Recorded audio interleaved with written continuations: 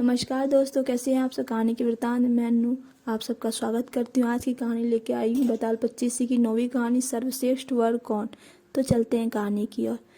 चंपापुर नाम का एक नगर था जिसमें चंपकेश्वर नाम का राजा राज करता था। उसके सुलोचना नाम की रानी थी और त्रिभुवन सुंदरी नाम की लड़की राजकुमारी तथा नाम तथा गुण भी एक जैसे ही थे। जब वह बड़ी हुई तो उसका रूप और निखर गया। राजा और रानी को उसके विवाह की चिंता हुई। चारों ओर उसकी खबर फैल गई। बहुत से राजाओं ने अपनी अपनी तस्वीर बनवाकर भेजी, पर राजकुमारी ने किसी को भी पसंद न किया। राजा ने कहा, बेटी कहो तो स्वयंवर करूं, लेकिन वह राजी नहीं हुई।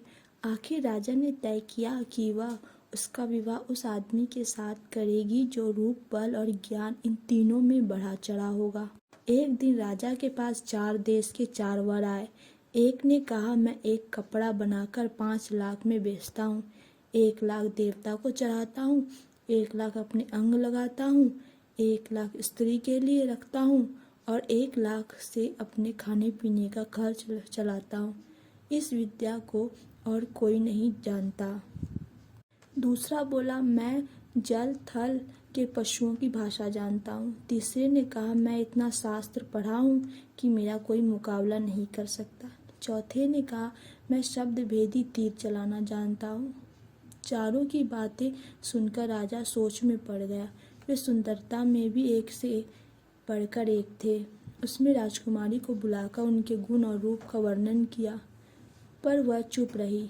इतना कहकर बैताल बोला, राजन तुम बताओ कि राजकुमारी किसको मिलनी चाहिए। राजा बोला, जो कपड़ा बनाकर बेचता है वह शूद्र है, जो पशुओं की भाषा जानता है वह ज्ञानी है, जो शास्त्र पढ़ा वह ब्राह्मण है, पर जो शब्द भेदी तीर चलाना जानता है वह राजकुमारी का सजातीय है और उसके योग्य है। राजकुमार उसी को मिलनी चाहिए। राजा के इतना कहते ही बैताल गायब हो गया। राजा बेचारा वापस लौटा और उसे लेकर चला तो उसने अपनी 10वीं कहानी सुनाई।